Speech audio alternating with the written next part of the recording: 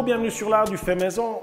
Aujourd'hui, on va faire cette fameuse recette des biscuits aux pépites de chocolat, les chocolate chip cookies, auxquels on va incorporer, on va la faire en fait avec aussi du beurre de cacahuète. C'est une recette que je suis inspiré bien évidemment de beaucoup de recettes et puis j'ai mis au point certaines choses pour que le cookie reste bon, reste mou à l'intérieur d'une certaine manière quand il est cuit et surtout après plusieurs jours qu'il prenne encore plus de saveur et qu'il devienne toujours plus agréable à manger en fait après 1-2 jours. La difficulté à mon avis dans ce biscuit, elle est uniquement dans la cuisson. Il ne faut pas rater la cuisson, il faut vraiment l'adapter à son four. Il faut avoir un œil pour regarder la couleur. Et autrement, ce cookie, ensuite, il se déguste. Alors, à l'époque, j'ai torturé les enfants parce que pour arriver à la recette, j'ai passablement fait d'essais.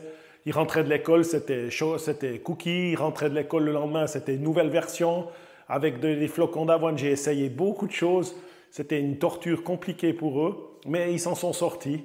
Donc, je fais cette recette, elle est bonne, et puis chaque fois, ils sont contents de les manger. Et là, on a de la visite aussi d'un de nos enfants et puis son cousin, et donc ils vont déguster ces cookies, se réjouissent déjà. Bien sûr, tous les ingrédients, tout ça sera dans le descriptif de la vidéo. Maintenant, moi je vais commencer par un œuf entier avec un blanc, c'est très important, et je vais faire mousser cet œuf avec une partie du sucre.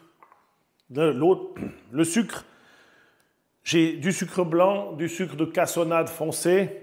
On peut très bien prendre que du sucre blanc, on peut prendre du sucre de cassonade. Ça ne va rien changer à la recette, c'est simplement le goût. La cassonade va donner un petit peu ce goût caramélisé qui est intéressant. Je vais mettre une partie là-dedans pour faire mousser ça. Et l'autre partie, on fera autre chose avec. Voilà.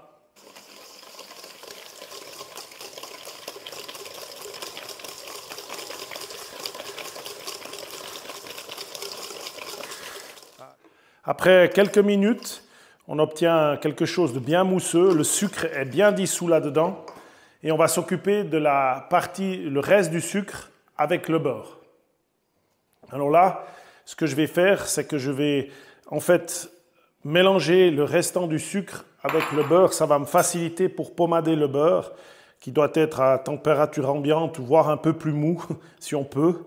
C'est le plus compliqué. C'est d'avoir ce beurre à la température ambiante parce qu'on oublie tout le temps de sortir du frigo quand il faut, bien évidemment. Il faut vite faire des cookies. Alors, on va simplement l'écraser comme il faut avec le sucre. Et ça va bien homogénéiser les deux ensemble. Alors, une fois que le beurre il est bien pommadé, le sucre de cassonade, c'est un petit peu plus compliqué. Si vous commencez la recette la première fois avec du sucre blanc, c'est plus simple parce que le sucre cassonade, il a tendance à faire un peu des grumeaux. Donc une fois que j'ai mis le beurre tout classique avec le sucre, ce que je vais faire, je vais mélanger également le beurre de cacahuète et puis je vais tout mélanger ça ensemble.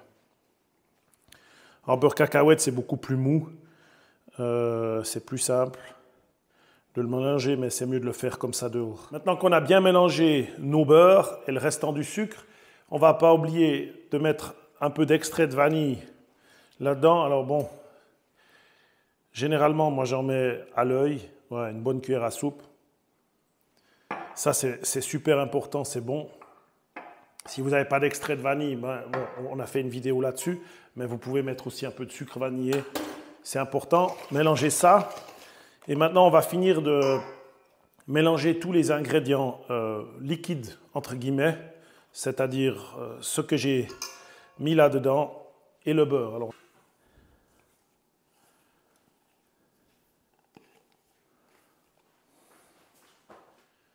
une fois qu'on a bien mélangé, c'est bien homogénéisé, en fait, tous les liquides, ils sont presque là.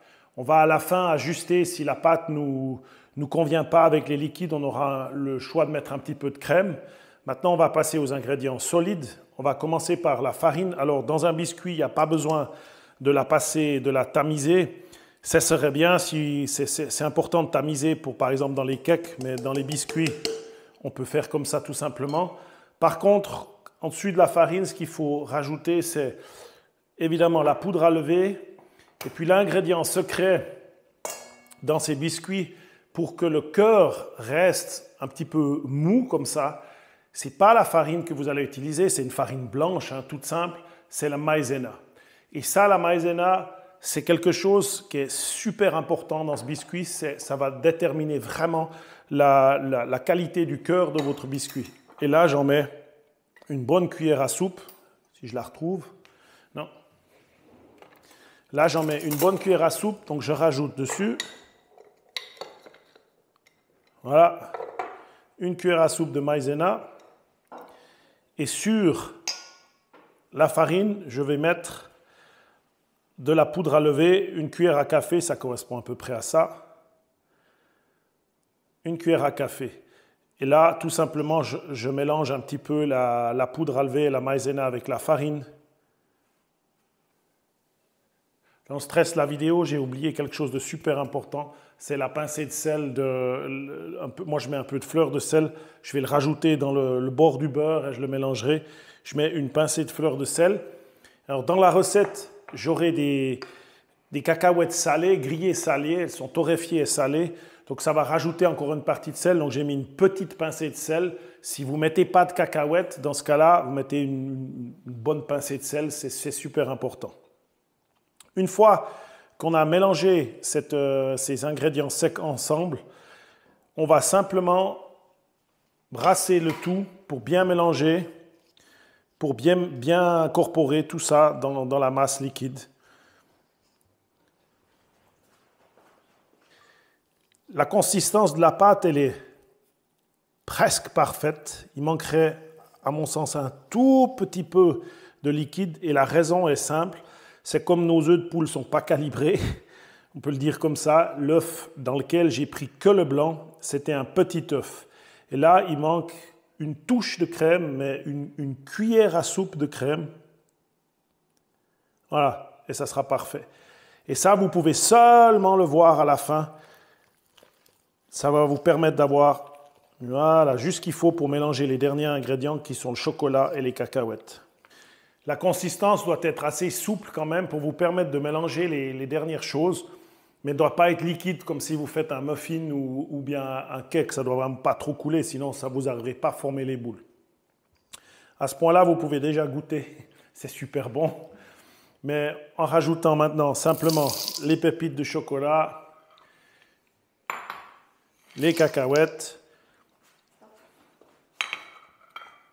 Il faut éviter de trop brasser. On ne veut pas pétrir la pâte, pas faire des cookies durs, on ne veut pas faire des biscuits durs. Donc on va pas mixer ça pendant 3 minutes. Une fois que c'est bien mixé, on va laisser reposer. Alors dans l'idéal, comme tous les ingrédients n'ont pas tous la même température, la crème un peu plus froide, le beurre, etc., on peut laisser ça un moment au frigo.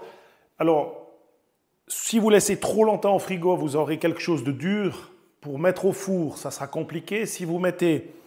Moi, j'estime qu'ici, c'est bon parce que tout était plus ou moins, à mon avis, à température ambiante. Je vais former les biscuits directement. Maintenant, vous avez deux choix. Soit on va les cuire, soit vous pourriez congeler une partie de la pâte, puis la ressortir pour une prochaine fois pour les cuire, si vous ne voulez pas faire tout maintenant les biscuits. Vous aurez aussi la possibilité d'en congeler une petite partie dans des petits bocaux pour faire des petits desserts congelés. Mon épouse adore ça. Je lui gardais toujours une petite glace comme ça pour plus tard. L'idéal serait de ne pas avoir la poudre à lever, mais on ne la sent presque pas si on fait ça. Il faut savoir que cette recette va faire à peu près une vingtaine de bons biscuits. Ils se gardent presque une semaine, donc normalement il y a le temps de les manger. Ça dépend après qui va les manger. Si vous êtes tout seul, bien évidemment, je partagerai la pâte en deux. Je dis bien une vingtaine de biscuits, ça dépend qui a déjà goûté la pâte, combien de fois elle a été goûtée, donc c'est jamais exactement le même nombre de biscuits. Pour faire ces biscuits, c'est tout simple, vous décidez vous-même de la taille, mais il ne faut pas les faire trop petits, parce que ça va tellement influencer la manière dont ils vont cuire, qu'il faut vraiment qu'ils soient réguliers. Sur la planque, vous allez faire des tas qui ne sont pas trop près l'un de l'autre. S'ils sont trop près, vous aurez bien sûr des problèmes, ils vont tous se coller ensemble et ça ne sera pas joli. Il faut tous qu'ils soient égaux, bien évidemment, à l'œil, mais il faut quand même tous qu'ils soient égaux.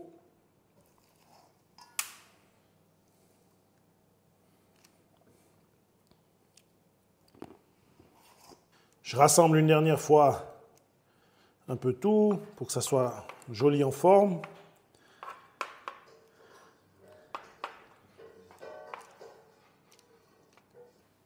Ce que je fais encore normalement, je donne un tout petit coup de fourchette dessus pour les aplatir légèrement. Encore une fois, ça va permettre une cuisson bien homogène. Juste avant la cuisson, c'est toujours le petit moment de tension parce que c'est là que ça va être important. Maintenant, ça va partir au four préchauffé, 180 degrés Celsius, chaleur tournante, pendant 8 à 10 minutes. Mais on va surtout observer la couleur de l'extérieur du biscuit le biscuit va être vraiment juste cuit quand l'extérieur va changer de couleur. Pas le dessus, mais vraiment le tour extérieur du biscuit. Là, en observant les tours des biscuits, je vois qu'ils ne sont pas assez foncés à mon sens. J'ai rajouté 2 minutes de cuisson, mais j'avais dit 8 à 10. J'ai donc mis un réveil à 8. On verra dans 2 minutes. C'est important maintenant que les biscuits refroidissent sur la plaque. C'est pour ça que j'ai mis quelque chose pour pas qu'il y ait conduction avec le granit, parce qu'il faut gentiment qu'ils refroidissent. Ils vont finir leur cuisson dans les quelques minutes qui suivent. Et avant de les déguster, il faudrait attendre qu'ils soient vraiment froids, si on tient. Mais voilà, on voit le pourtour, il est vraiment beau, brun. Ils sont bien cuits comme ça. Il ne faut pas plus. Ça a pris 10 minutes 30 à peu près. Les cookies sont magnifiques. Ils sont bien cuits dessous, juste dorés sur les bords et pas trop dessus. Maintenant, on va les goûter, les partager. Et puis, il y a tout le monde qui est déjà impatient. Voilà, ça fait déjà un moment que je retiens. On est content de partager ce moment quand même avec... ils sont juste froids. Ils n'ont pas encore eu le temps de vraiment refroidir. Partage-le voir, Chenois. C'est dur. Non, c'était pour voir l'intérieur. Il est partagé, là. Montre. Ouais, il est magnifique. C'est super. Mais bon, c'est quand même un par personne. Oui, c'est quand même un par personne. Ah bah alors attends, on partage celui-là, puis on mange après un chacun. C'est bon. Ah. Moi, je mériterais d'être un tout petit peu plus froid, mais on n'a pas le temps. Non, je n'ai pas voulu. Ils sont délicieux. C'est la différence. Moi, je vous recommande vraiment de passer du temps sur l'œuf, de bien suivre les étapes. Ensuite, ils peuvent aller, quand ils sont vraiment froids, dans la cookie jar, 1 semaine, sans problème, ils se gardent. Bon, non, ils ne se gardent pas 1 semaine. Ils sont mangés tellement vite. Non, mais ils sont bien moelleux. Moelleux. Ils sont un peu croustillants à l'extérieur. Au niveau équilibre sucré, avec une pointe de salé, c'est parfait. C'est parfait.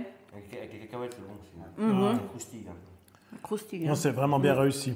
Top. Bravo, mon amour. Je vous recommande vraiment cette recette. C'est très vite fait. Il suffit d'avoir les ingrédients. Et puis, j'espère que cette vidéo vous aura plu. Et je vous souhaite une bonne semaine. À tout bientôt. Au revoir. À tout bientôt. Au revoir.